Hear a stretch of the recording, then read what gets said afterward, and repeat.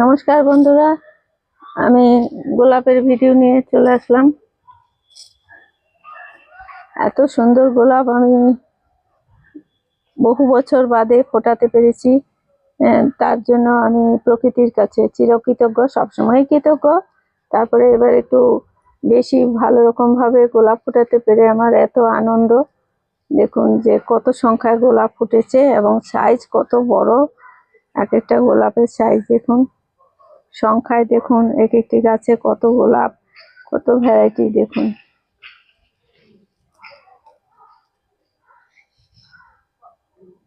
বন্ধুরা, আমার এই গোলাপের ভিডিও দেখে যদি ভালো লাগে লাইক করবেন, কমেন্ট করবেন, আমার চ্যানেলকে একটু সাবস্ক্রাইব করে দেবেন।